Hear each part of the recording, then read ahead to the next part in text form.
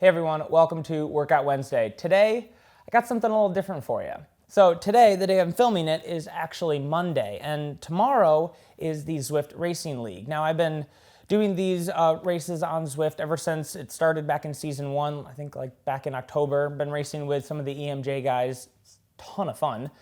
By the way, give this video a big thumbs up if you would like to see me do some live stream stuff for these Zwift events. That could be really fun, or you'll just see me cry as I get dropped on the hills, because the A races are genuinely insane. Today, the Workout Wednesday video, instead of doing just like a standard tip or trick or just some Zwift thing, I thought I'd walk you through the process of getting ready for one of these big Zwift events. Let me show you what I'm talking about. Typically, when I just ride on Zwift, I've only connected my cork power meter, which is the bottom bracket style, so it's directly at my pedals. I just connect that to Zwift and I go from there. Really simple. But for these big A races, Zwift really likes it when you do what's called dual recording, which is where you record from two separate power sources to validate what you're actually doing. If you do some crazy effort and it's picked up by both power meters and you present that data, it's far more likely that it's real and you're not cheating. And I use, like I said, my cork for racing on Zwift, so that's still true. I still connect the cork to Zwift. But then for the second power source, I connect my tacks to my Garmin. And then later I combine the two in Zwift Power. In order to make sure that the data doesn't look like I've manipulated it in some way, I want the two power sources to be similar, which means I need to have a pretty efficient drivetrain. So it's time to clean the bike. First thing we have to do is pop the chain off. I use a quick link just for this reason, because it's super easy to take the chain on and off without having to replace a pin every single time. Once that chain's off, it's easy to get to the jockey wheels and the crank to just make sure that you kind of get all that grease off of there. I find that the wax on the chain sort of builds up on these and it just kind of creates this gunk. It's not going to hurt you, it's not going to slow you down, but I like it when it's clean. And so if I have the chain off, I usually spend a few minutes just wiping things down to get rid of all that gunk. For cleaning the chain, for those of you that haven't seen my chain video, linked up here and down in the description, but I use Pedro's pig juice. Yes, I promise it's a real thing.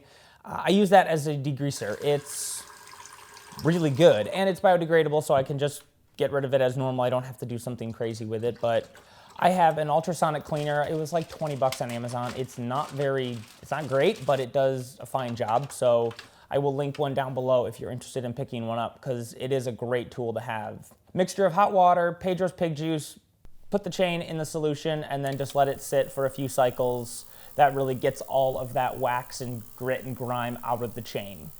Then you just have to rinse it off, get all that nasty solution off there, and then just hang it up and let it dry. Again, this whole process I've sort of outlined in my chain video, so if you want more detail about how to have a really fast chain, go watch that video. Once the chain is dry, I lubricate with Squirt Bike Lube. It's that wax compound. Really like it. It seems to work really well. So coat the chain in that, and then it's ready to go back on the bike.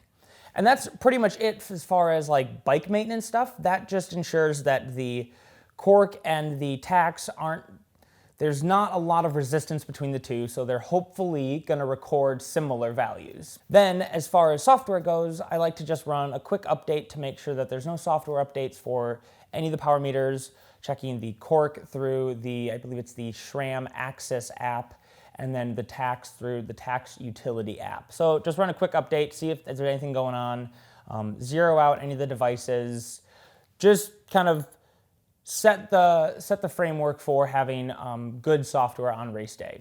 Now, both of the devices are a little bit older, so there's almost never any updates, but I like to know that I checked. And that's it. So the cork is recording to Zwift, the tax is recording to my Garmin, and then after the race, I can upload both data sets to Zwift Power. They have an analyzer on Zwift Power. It's actually really helpful. Maybe comment down below if you want to see me do a deep dive into just the analyzer, because there's a ton that we could talk about with just that alone. Like I said, after the race, I upload both data sets to there, and then anyone and everyone can see the data to basically confirm that I'm actually doing what the power meter says.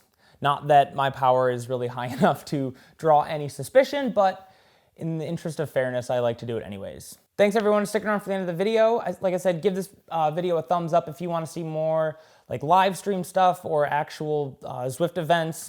Give a thumbs up. That'll let me know that that's the kind of content that you want to see. And we will see you on Friday for our Faster on Friday video where we're going to be talking all about the tires. We'll see you then. Bye.